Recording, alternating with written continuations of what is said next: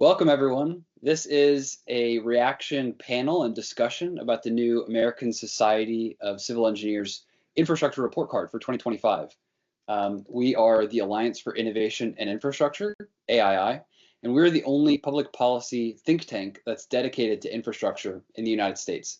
So we occupy a kind of a unique position where we're looking at some of the technical aspects of infrastructure, applying a systemic view to them, and then really bringing policy insights to bear for how we can build, maintain, and utilize our infrastructure more effectively, driving into the future. At AII, our mission is to foster innovative solutions to current and future infrastructure challenges, and our vision is really to advance innovation in both private industry and public policy to see safer, more efficient, and resilient infrastructure. This panel is a unique cross-section of the AII team. My name is Benjamin Dierker. I'm the executive director. So here I'm representing sort of the staff perspective. I'm also excited to have Paul Dickinson on our advisory council, Aaron Shavel, who's an engineer, as one of our policy fellows, and then Dr. Dave Venable, who's one of our board of directors. I'm going to turn it over to you fellas to give some introductory remarks of your own, and then I'd really love to get into a discussion. So, Paul. So I'm excited for this discussion. I think it's great you put it together. So I'm Paul Dickinson. I'm the Director of Business Development for Duraline, and I'm on the advisory council, as Benjamin said. I'm also affiliated with a couple other organizations associated also with infrastructure, the Fiber Optic Sensing Association, Fiber Broadband Association. You'll hear a common theme here. I'm very focused on telecommunications and broadband and optical fiber and what that can do with respect to our overall infrastructure. So I've been in the industry about 35 years, and I'll pass it back to Benjamin. Awesome. Thanks, Paul. Aaron, love to hear from you. Hi, good morning. I'm Aaron Shavel. I'm a New York City-based civil engineer focused on infrastructure construction. So I spent the majority of my career working for contractors, almost exclusively on transit construction. So all things to do with public transportation in and around New York City, subway stations, signal systems, track work. I am a New York State licensed professional engineer. And then I'm also associated with an organization called Design Build Institute of America, which is all about advancing design build and alternate delivery methods for construction projects. So happy to be here. Awesome. Appreciate it. Dave. Yeah, I'm David Venable. I'm a member of the board of directors of AII, and I've been working with AII for about 7 years, I believe now.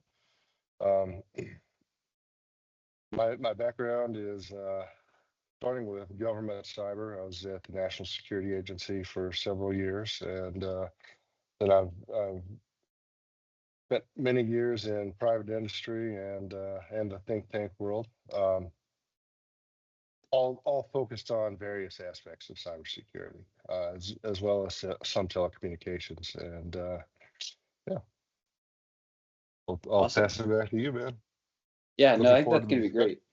I think some of the stuff you've already teed up is what we're hoping to get into here, and it's how some of these systems interact with one another, how some are dependent on one another, and ways that we can view those intersections to really create more value where possible, and reduce expenses and costs and things like that, and create new value. I would love to just kind of open the floor for reactions to the latest infrastructure report card. Is there anything that's really top of mind, one of the findings that really blew your mind, or something you think might have been missed? Anyone can hit the floor there. Well, why don't we start with a broad brush? I mean, if you don't mind, the overall report card is directionally correct.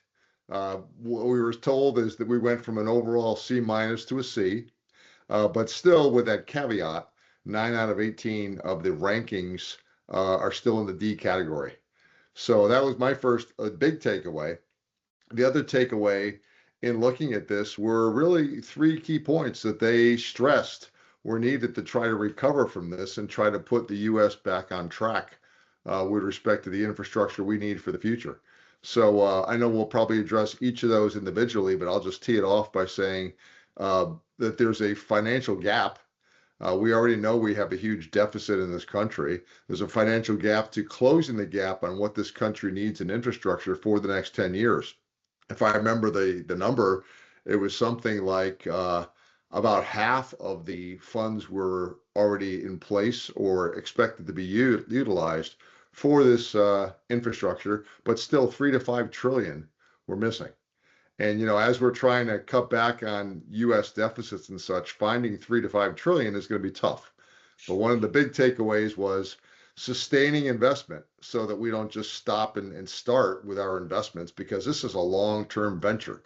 That's number one. Then the other one was um, innovation.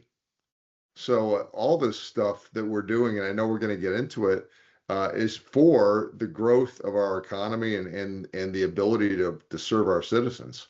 So that's absolutely critical going forward. And the third one escapes me. I'm sure one of you know what it is, so I'll pass it over to someone else for the third one.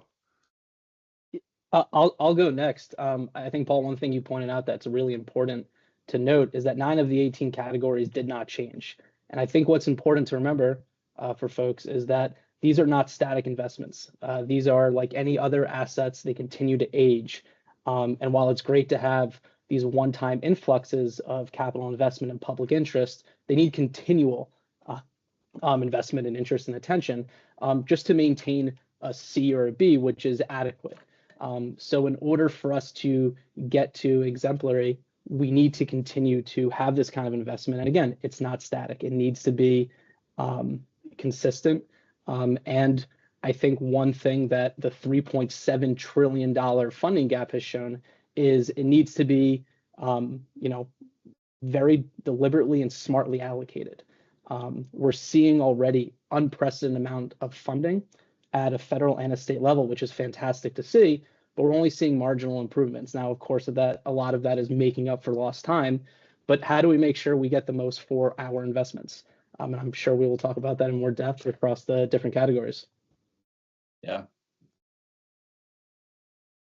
And I just want to add that, I mean, we have to keep the perspective that this is the foundation of the entire economy of the country effectively. So, 3.7 trillion is a lot of money, but without that, we're having a much greater impact in a negative direction. Or with allocating that money, we're building a long-term future. Yeah. Yeah, no, that's true. When we're talking about money too, I think it's really interesting. Obviously, we need funding for infrastructure, but then there's two sides to it. It's the money coming in to build it, and then preventing loss from that infrastructure as it ages or wears and tears or adverse threats affect it. And I just wonder, as we're thinking about money, how much is a funding need versus how much we could reduce expenses by leveraging existing technology or sensors or things like that, or just smarter practices to reduce damage on some of our infrastructure, including wear and tear. I'd love to throw that to Paul, because I know you might have a solution in mind, and I'd love to see how that interacts with the broadband score, and we can maybe start looking at some of these specific categories. So I don't know whether I completely forgot the third pillar because of a neuron gap, or whether or not you teed it up appropriately, Benjamin. But I mentioned that sustained investment was one of the takeaways of the report, and I mentioned the other one was consistent innovation. But the other one you just talked about was resilience, right? And in broadband, which is the main category that I have focused on in my entire career, is now under the microscope with respect to the need to serve the citizens, reduce the digital divide. And everyone who watches the literature, I'm sure, sees all the funding that's been put out there by the federal government and private investments to make sure that the U.S. catches up with optical fiber. So that's chugging along and has one of the higher grades in this report, as it should. But this report also pointed out the fact that we've ignored other parts of the infrastructure for almost 2 decades and just let them age. And as Dave pointed out, it's critical. It's the foundation of everything that we depend on and rely upon in the economy. So you asked the question, Benjamin, what can we do to increase the third thing, which is resilience, right? And I do think that comes from technology. It's one thing to build the infrastructure in a robust manner, but you can't bulletproof it. And no matter what you do, you can't bulletproof it. You can't afford to bulletproof it. And I don't even think it's possible if you try to. So by bringing innovation, such as innovation that we're implementing in broadband into the equation, you have the possibility of finding the synergy between broadband and optical fiber and enhancing the resilience of the rest of the infrastructure. You want to give up an example of that, Paul? So I think there's a lot of buzzwords in there that make sense because we've been having this conversation for a while. But let's take just a really practical kind of use case example. You're talking Sure. about fiber and broadband and resilience. And let's say we're doing this build out. What does that mean? How does that make roadways more resilient, or how does that help other systems? Sure. So I'll distill it down to probably the simplest example that I'm aware of, and that's damage prevention.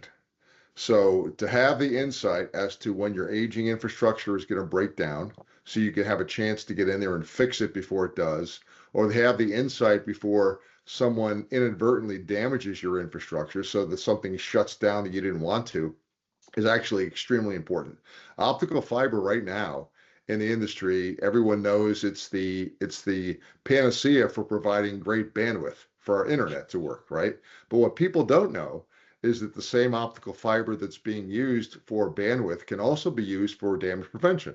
And without getting into all the details, which I'd love to in another forum, and I have, fiber adjacent to utilities, be they water utilities, be they dams and structures, or electric grid, or gas or oil, can provide a distributed sensor that enables the asset to be protected by alerting people before or when something is happening to the asset. So when I mentioned a few minutes ago about 3 to 5 trillion and how we're going to have a really tough time finding that going forward, there's probably a much smaller proportion of that we could spend on innovation that will give us, even in an aging or a perhaps inadequately built infrastructure, fast alerts and the ability to actually protect and monitor and lower the maintenance costs and the capital costs within whatever constraints we have. Yeah, no, I think that's super cool. And I think that helps illustrate that connection between all these systems. So if we look at the report card and we see bridges have a C, broadband has a C plus, but then we look at the relationship between potentially broadband and bridges, there could be, to use your word, Paul, a synergy there where bridges can have more resilience if we're understanding real-time traffic data, flex in the bridge structure, load and things like that. And potentially departments of transportation can be having that through a broadband distributed fiber optic sensing application that could ultimately lower maintenance costs, provide for better preventative maintenance. So if we don't look at these in isolation as a C and a C plus, we could see kind of the link between those as a B. Like there's a cool opportunity there. And I would love to see maybe if you guys have any comments. Aaron, I'd love to hear yours, particularly on rail and kind of the road and bridge environment. Yeah, Are there opportunities for cross sector opportunities? yeah, absolutely. I think identification is one part of the puzzle, and I think to the credit of a lot of the state DOTs and federal DOTs, they know exactly which one of their assets need the attention. And now it's a question of funding and then actually spending the money effectively to get the most bang for your buck. And that's something you and I have talked about.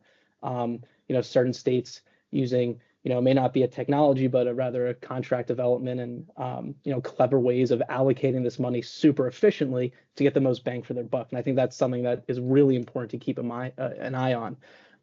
One statistic that the report noted for the rail subcategory, which I assume has a similar statistic for the other categories, is that every single dollar invested in current dollars for maintenance can save upwards of $4 in deferred maintenance or repairs down the line. And I think that has not been something our industry as a whole has been focused on. And now we're kind of at a moment where we don't have the option, but this is still a great way to look at it. If we are spending this money up front and we are putting the utmost priority on maintenance, resilience, and lifespan of our assets, ultimately it'll save money and provide more reliable infrastructure, service, communication, whatever it might be down the line. Yeah, I think that actually ties into that point that Dave was making earlier, that we rely on all this stuff. Like infrastructure is something we're often blind to because it's so taken for granted. We just Yeah. drive to the grocery store. We don't think that we're driving on public roadways, crossing over a train track, all the infrastructure in place, even the stoplights. Those are just things we interact with. But all of that enables us. And then checking out with a credit card. Well, Right. exactly. And think about the And cyber how and all the digital food infrastructure there. arrives, Right, and exactly. how all the food arrives at the grocery store. Yeah. And so The to tie grocery that store point, might be the best example of this. We might have to explore that in honestly, another I think in grocery another stores example. are a really, really important thing because it's like supply chain times 10. There's obviously the food and the stuff getting there, but the trucks that are moving that food then have their own supply chain for building the truck and the truck parts and things coming in on intermodal. Like it's the most neat freight relay concept tied into all this supply chain. I wanted to touch on the point you said about the $1 in investment leads to $4 in savings in deferred or in future maintenance needs. And then the point Dave said about this is like the infrastructure is what's facilitating our modern life. When like the road or the bridge or the rail and infrastructure is all working well, it means smooth commerce, which means opportunity for growth. So even just that grocery store example, if I'm not hitting a pothole, I'm driving smoother, maybe more quickly, more efficiently, and I can engage in commerce more effectively, which means I'm adding to the GDP. So like that idea of if people think about it just in terms of infrastructure and they think, well, how do I spend $1 and save money in the future? If you turn your brain over to think economic creation and vitality that comes from well-maintained and functioning infrastructure, you can clearly see where that money comes from. Anytime the systems are working well and you're not thinking about it is when you are thinking about economic choices. You're shopping on Amazon, you're driving to the grocery, you're engaging in commerce. And I think that's just a really cool thing, but it's something that policymakers can't afford to forget. If policymakers are taking infrastructure or those things for granted, then we're in a big problem. We need them to be proactively thinking about this. And I think the most, I'm sorry, Benjamin, to call you out. Oh, yeah, the most go. extreme example of that is the Francis Scott Key Bridge, right? Something that people took for granted. And when it's not there, you know, I'm sure folks in Baltimore will tell you the economy had an immediate impact. Yeah. And prolonged impact. I mean, that's not absolutely not back up and running. So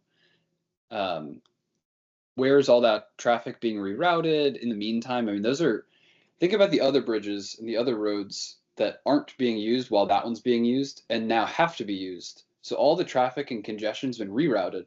So people who used to drive every day to work on their commute and have X traffic now have X times 2 traffic. And so those little ripples are kind of hard to quantify, but everyone's traffic just got a little slower in that whole region. All the trucks and the freight and the commerce got a little slower. All of that manifests as costs at the grocery store, lost productivity, getting to work. People were late to work. People missed things, had to cancel meetings and appointments. And that's just from one bridge going out.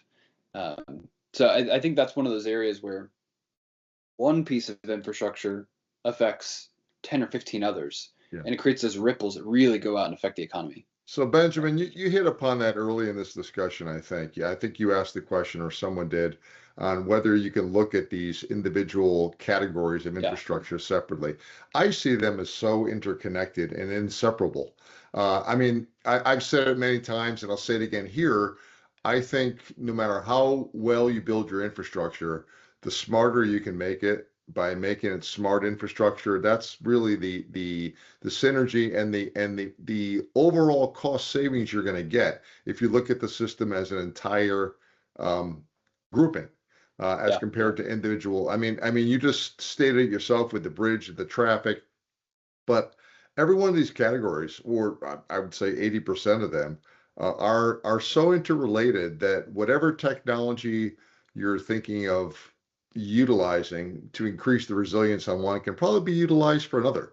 So I didn't really see that in the report. I didn't read the 200 pages thoroughly. I certainly read the entire executive summary carefully, but I think that needs to come out. Maybe it's understated that there should be a desire to really look at where you can leverage one type of technology or several technologies and benefit most, so that whatever you build is going to be the most resilient it can be.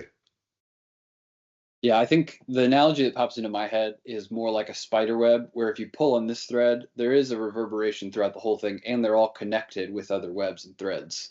Yeah. Um, and you just mentioned, smart infrastructure. I think that's where the conversation is constantly being driven in the innovation space, at least. How do we get to things having more real-time data, interacting with other systems?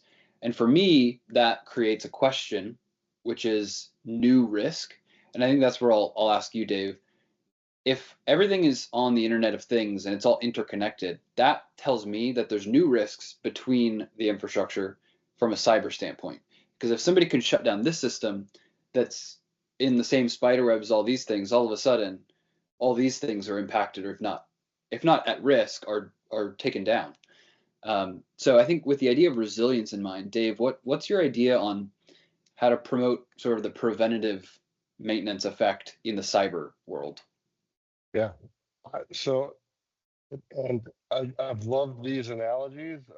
The one that I've typically used is that cybersecurity is sort of like water is to fish, in that there's a cybersecurity aspect to every single one of these components of infrastructure, and Yeah. and certainly that's only increasing. And one of the big problems has been that a lot of this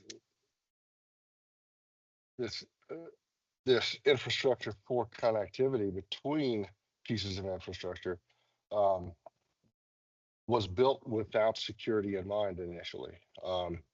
It was built in a way that did not anticipate being connected to a global network of everyone. Yeah. Um, and we've seen a lot of the impacts of that.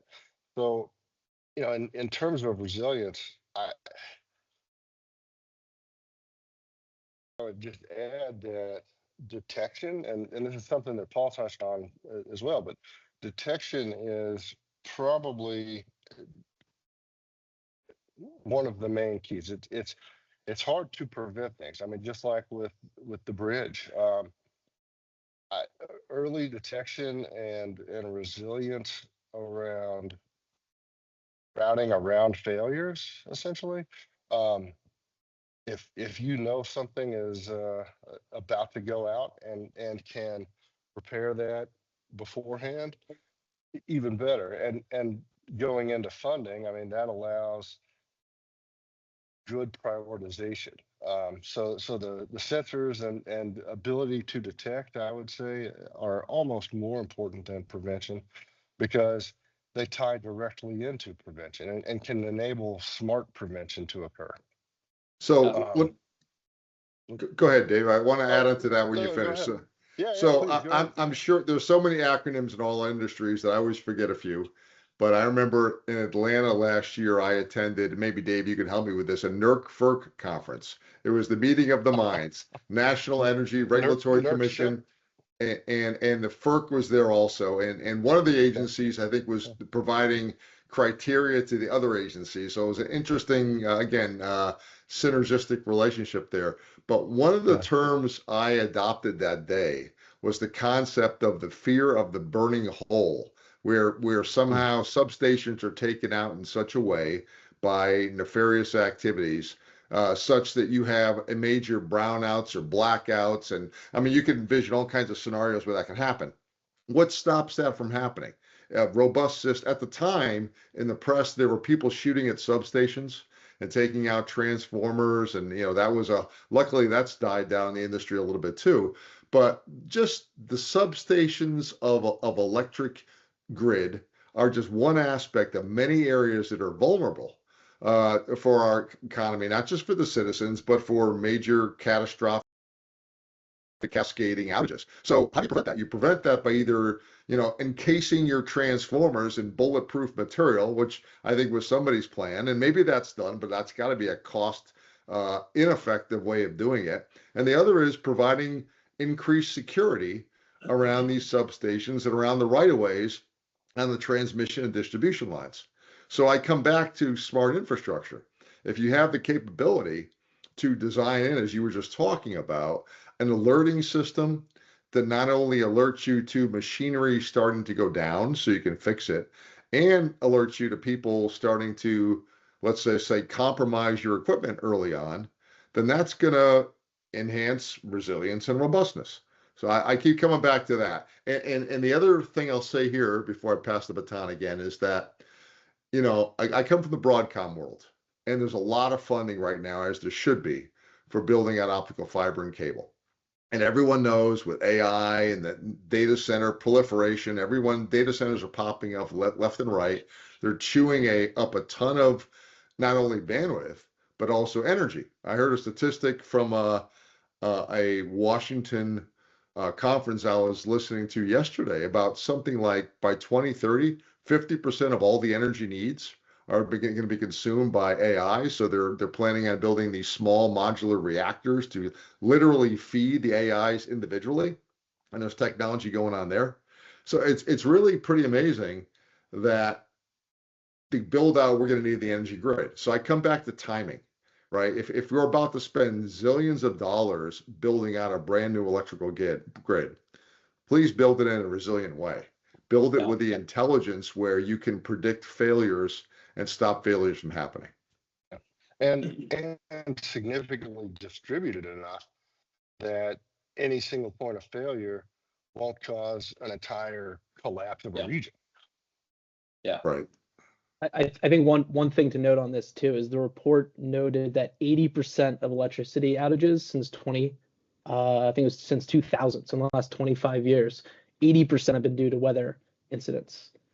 So that's a really, really alarming rate, and that goes back to Dave, your comment about regional production, regional distribution. How do we build in redundancy, right? How do you make these things resilient to those kinds of weather events? And aside from weather, the greatest threat actor for the electrical grid turns out to be squirrels. Interesting. Much worse impact than cyber attacks. I mean, and the joke has become that I think it's called Cyber Squirrel One. That there's a website out there that tracks quote unquote cyber attacks by squirrels that harm the electrical grid. That's funny. There's a commonality there, Dave, with broadband. Squirrels are also a huge threat in fiber to the home drops. They get up there and they love to chew those cables. Absolutely. That's an interesting point. So weather and squirrels being two of the most common things are both natural forces. I think we have this tendency to view it as, wear and tear from driving or using a system or adverse actors doing things, whether that's terrorism or like in the damage prevention context, just, contractor digging maybe without giving notice. I think the idea of needing to be resilient against things that are obvious and are always going to happen is really important. And that's kind of difficult. Like we've said, you can't really bulletproof everything. So it needs to be good enough while also being resilient and future proof. Yeah. And I've heard the phrase gold plating. You can build things really expensively to just guard against everything. But then the ratepayer is totally shafted at the end of the day because they can't pay for that system. And if it's on a long enough time horizon, sure, maybe they can, but somebody owns all that cost in the meantime. So I want to bridge that concept with a different one. No pun intended. The question of timing came up, and then the cost. And Aaron, you mentioned innovative ways to deliver projects, to do this more quickly and maybe more efficiently. One area, and we just published a blog you wrote about public-private partnerships in bridge building in Pennsylvania. I want to bring that concept up because when I look at the report, I don't see public-private partnerships mentioned very often. I looked through the report, didn't see very many, so I keyword searched the entire 220-page report, and I found maybe 6 or 8 references to P3s or public-private partnerships, and a number of references, maybe 20 or so, to just the idea of partnerships. And so I would just want to draw out what is the role of public-private partnerships and alternative delivery methods in time and cost savings? And is that the solution for every one of these, or is it really these work well with P3s, these don't? What's your take on that? Yeah, sure. So just a little context. The idea behind private-public partnership or P3 sometimes gets misunderstood that it's a private ownership of a public utility, and that's not necessarily the case. Usually, it's bringing in private partners, in some cases financiers, and contractors, the actual industry expertise, and in often cases both, to streamline projects and get the best out of private industry expertise and efficiency for the benefit of these public entities. From a financing point, it's basically a cash flow game from the public entity. They're able to spread the cost of both the construction and the maintenance over the duration of that maintenance contract or that asset lifetime. And what that means is that you're getting better financing through the private sector than you would with a public bond or public fundraising. And then at the same time, you now no longer need that giant upfront capital investment, and the public entity is able to spend the money on other pressing needs. The one example that you just mentioned that we have written about and posted was highlighting a project that Pennsylvania Department of Transportation underwent in 2014, 2015, wrapping up a couple years ago, where they replaced 558 bridges in under 5 years. In 2017 alone, they built 217 bridges. That's pretty incredible.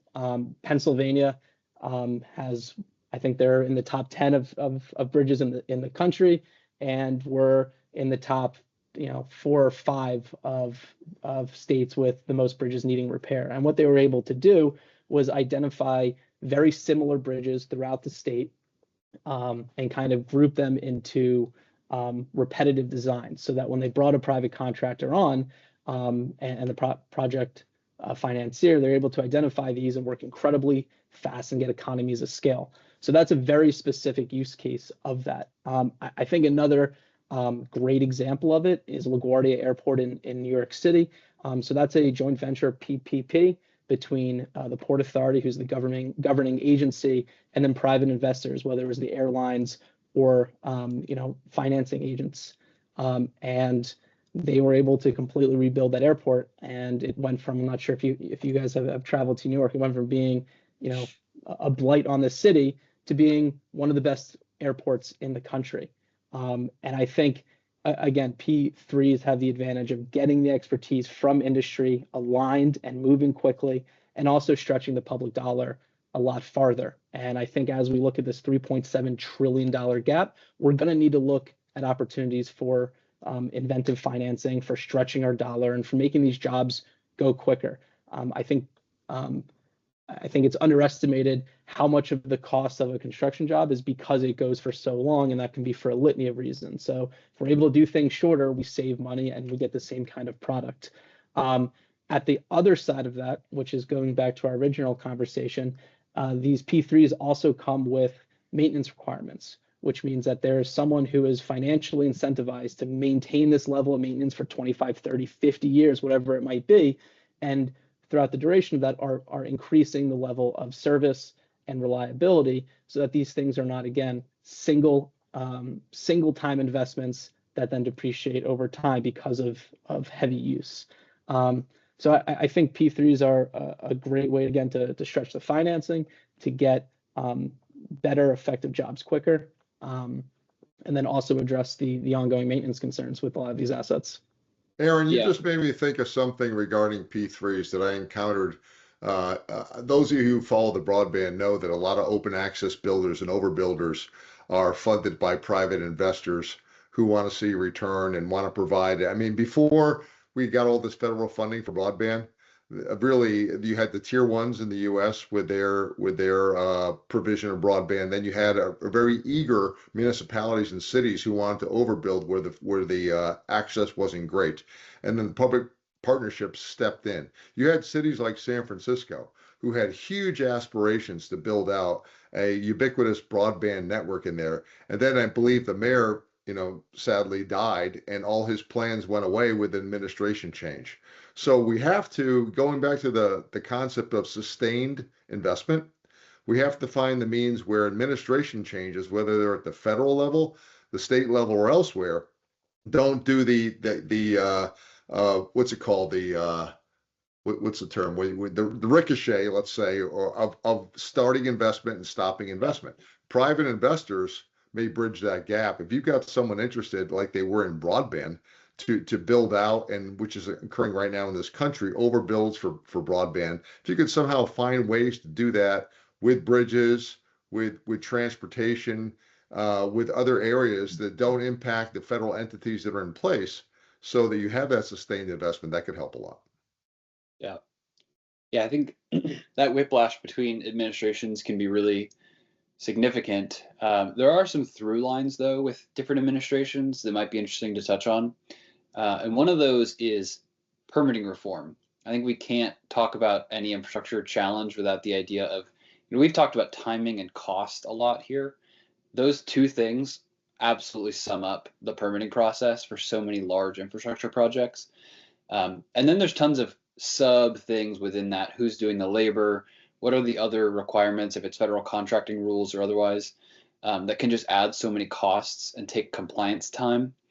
I would love to just hear your thoughts, and maybe was there anything in the report card that spoke to permitting issues or reform that you would want to draw out? And then including if you have a specific area within these 18 categories where it is so clear permitting reform is needed, or this area maybe already does well under existing structures. Open floor. Or we can all just nod along and say permitting reform is needed. Yeah, absolutely, right. Like anything else, time is money, and we're often finding that clearly we're spending unprecedented money, and the question is whether or not we're getting the returns we want out of it. So somewhere down the line, the money is not being spent on actual shovels in the ground or development, but it's in the business of getting things built. And if we want to continue to close this gap and get the most for our money, there needs to be attention for that. Construction in the U.S. is more expensive than almost any other developed country. Now, some of that has to do with labor costs, but I think we can all agree that craft and labor deserve it for what they're doing. So the question is, where else in the process are we spending money, frivolously, and how can we get the most out of it? Reform in that regard is definitely needed. Yeah, I think I can, as a lawyer, speak to the lawyers being part of the problem.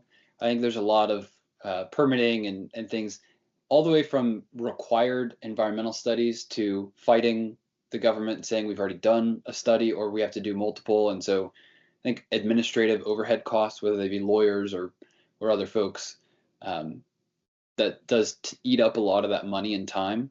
And then the question is, how many of those rules can be streamlined or even eliminated and still deliver safe, resilient, efficient, effective projects? And I think, Benjamin, there's two sides of the coin. There's eliminating hurdles to enable permitting to happen faster. And then the concept that I'm sure you're familiar with within Broadcom of dig once, where once the permitting's in place, you encourage everyone in the village to come out and utilize the right of way so that they can not have to go through the same process again. Maybe there are analogous ways to do that in some of these other categories.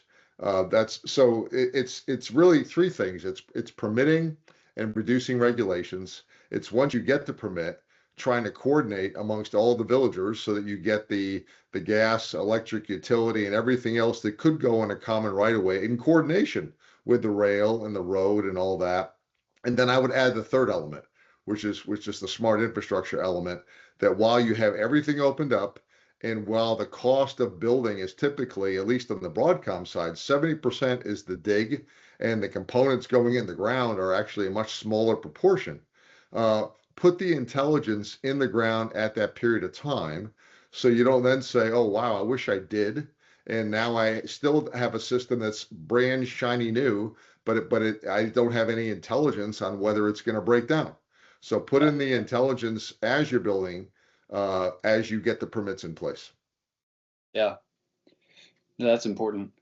I wanted to come back to a quick point, maybe just before we end. Aaron, on the idea of P3s or PPPs, public-private partnerships, you mentioned, I think, kind of road building as one of the key examples. Broadband was brought up. There are 18 groups here. and some maybe don't make as much sense in the infrastructure context. Schools, public parks aren't exactly the type of infrastructure we're thinking. Would you describe P3s as applicable to every one of these? Oh, aviation, that was another. You mentioned the airport. Does this apply broadly, or are there really specific contexts where P3s work well and some where they don't? What's your thought on that? So the most obvious one is where there is a revenue stream coming off of it, because it just makes the financing easier and makes more sense. Otherwise, like in the example of the bridges, you're tying it to the maintenance, and it can get a little confusing and convoluted. So what those are, concessions is the phrase that's being used for. So ports are a fantastic example. That is a money-making operation where it makes sense for all parties. Obviously aviation. The other one is energy. The majority of and I read this the metric recently. I want to say it was upwards of 60% of our domestic energy production is done by private entities. So there are definitely spaces in energy, and obviously that relates to dams in a lot of ways, and even waste removal and recycling and all those kinds of things, where it does make sense that if the incentives are done the right way, you get the best and brightest innovations from the private sector to the benefit of the whole public.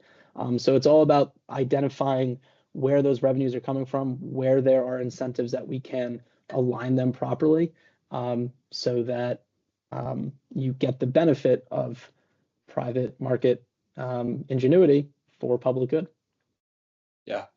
And I'll just add quickly, with regard to that, one key component from a national security standpoint is to understand the ownership of those private entities that are involved in this very thoroughly.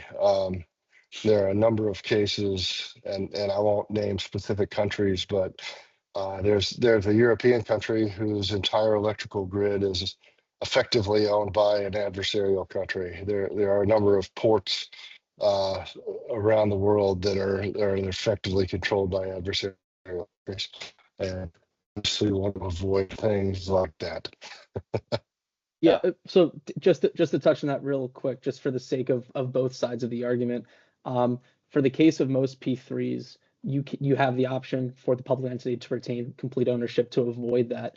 And then the other argument I've heard is that this is not right. This is not like a intangible asset that you can repatriate or move to the other country. Like no one's picking up a port. Obviously, you don't want an adversarial country owning or controlling entirely, and I think there are safeguards against that. But great point, Dave. But even in the building of it, for at least from a cyber perspective, a lot of the construction and this is specifically about technology, but a lot of those components could be compromised, and Sure. It could be built from the ground up with the capability in mind of remote, destruction or Yeah. other ways of impacting it. Yeah, surveillance, different types of monitoring. Yeah. That's certainly something we've heard in the context of rail. A few years ago, there was a National Defense Authorization Act that specifically singled out, not by name, but China, Chinese rail cars, because and Brigham and there I was wrote concern. an article for Forbes on that, actually. Yeah. Yeah, and obviously the arguments go both ways. You can verify parts and prevent certain things, but there may be advanced tech that we can't identify as easily, and so it's really a trade-off and a risk analysis of who your suppliers are and things like that. And I think trade-offs might be a good way to end this discussion. Everything ultimately in the policy sphere is a trade-off. It's time and money, or it's deferred or delayed versus what the risks are now. So using this analogy, these pieces are also interconnected, and understanding trade-offs. What are kind of some closing remarks about the report card itself, or just the state of our infrastructure, where you see clear trade-offs and maybe a solution for kind of getting maybe two wins. There's going to be a trade-off at the end of the day, but maybe ways that we can have unique wins that don't require as much sacrifice or risk while you still get some benefits. So I'm going to act like a very good politician and answer a totally different question. I love it. So we started with the three pillars of what this study was all about, right? Yeah. We started with keep the funding coming and use innovation, right? And I want to close with resilience, because I think that we need to expand our mental paradigm regarding resilience. It reminds me of a panel I did a couple of years ago with the Resilient Cities Network. They're all about resilience in its traditional state. Great organization. How do you deal with food famine? How do you deal with the recovery of a hurricane or a tornado that impacts the citizens? This panel that I gave talked about digital resilience. And I think no matter what we do with our building of our infrastructure, and no matter how much we fund it, we need to think about utilizing digital resilience to the extent we can. And to get back to Dave's original point at the beginning of this discussion, infrastructure is the core foundation of everything that we do. And so if you don't have a infrastructure, either the one in place that's brownfield or the one you're about to build that is going to be robust and resilient, then you're in a situation where you're at risk all the time. So to the extent we can expand our thought of resilience to not just the hard resilience of the bridge itself or the asphalt or the road and all the physical structure that we have to spend a ton of dollars on to build, but the monitoring of it. That's where I come from. So that's my closing comment is get the monitoring in place now while the trenches are open. And from a top-down public policy perspective, from a bottoms-up investor perspective, let's make that happen. Yeah, I think that makes sense. And I could pull out some trade-off themes from in that. So I think you spoke to it. Okay, good. I'll share one thing that I found, I guess, surprisingly encouraging. So public parks are included in this, and we don't often think of that as a core infrastructure component. It's what we might call a soft infrastructure or a social infrastructure, much like our schools. And the public park system received a C-, right? So good, but in need of a lot of attention, and it is getting the funding, which is great to see. One of the reasons it got that grade is the report cited overwhelming and renewed interest in our public parks, which is fantastic to see. So our parks are receiving more visitors than ever before, and because of that, the roads and bridges and facilities at the parks to support these visitors are being overrun a little bit. So I know that's kind of a warped interpretation of this, but I find that really encouraging that folks are and folks are enjoying the public parks and are using them, and hopefully the funding comes along with that to continue to revitalize them, because it's one of the wonderful things our country has, our state and national parks across the country. Yeah, I like that. And I think that is the point Dave made, is we can only utilize things like that for enjoyment if we have the infrastructure to get ourselves there. And I think we can get so wrapped in our heads around infrastructure that it's facilitating commerce and it's the digital and it's the business stuff and it's what gets us to the grocery store, for instance, but it's also what gets us outdoors. I mean, unless you can walk to a park, and honestly, you're probably walking on a sidewalk, or you have visible overhead telecommunication lines or power lines. There's infrastructure all around you, and that's kind of what's facilitating even the quiet enjoyment of life. So I think, yeah, that's a cool rosy note to end there on your side. Dave, I'd love to hear your closing thoughts. Yeah. So with regard to trade-off, I alluded to this earlier, but if you ask a fish to describe water, they can't, because they are unaware of anything outside of existing in water. And that's what infrastructure is to us. It without it, everything else collapses. And from a trade-off perspective, making that investment in the foundation of the country, the society, the survival of everything. I mean, there's an old saying that humanity is only ever 9 meals away from anarchy, right? That if you can't feed your family for 3 days, your willingness to do anything to get food increases dramatically. And I mean, that's not to bring doom and gloom into it, because as it was pointed out, I mean, the direction is moving correctly, right? It's a better score than we've previously had. But in terms of trade-off, I mean, there's just no question that investing in infrastructure is perhaps the most important investment we can make. Yeah, no, I like that. Man, Dave, you were hitting us hard with those pearls of wisdom and analogies today. I'm And gonna I go think that check my makes, fridge right now. That's all I can tell you. I got to make sure I got enough food, otherwise all hell's gonna break loose. yeah. No, I think we mentioned grocery stores earlier as being kind of one of the quintessential examples of Yeah. infrastructure. And I think that 9 meals between us and anarchy is really fascinating when you think about that. And I would add too, it's not just the accessibility of the food, but it's the cost, which does affect whether it's accessible Sure. to you and your family. If the food's at the grocery, but you can't afford it, that's the same as the food not being there for you. Right. And so then that comes to the fuel costs and the fleet maintenance of all the trucks and the rail and the ports and everything that's bringing that food to the grocery. So it's not just it being there; it's also the cost and the time it took to get there. And so, just closing this out, I think seeing those interconnections between all of our infrastructure pieces, I would love to just continue the dialogue at AII around how we can relate these to each other and assess, if this score gets a B and this one's a C minus, can we see a connection there that maybe would soft raise some of those scores if policymakers and if maybe through public-private partnerships, things can be leveraged in ways people weren't thinking about, finding those interconnections.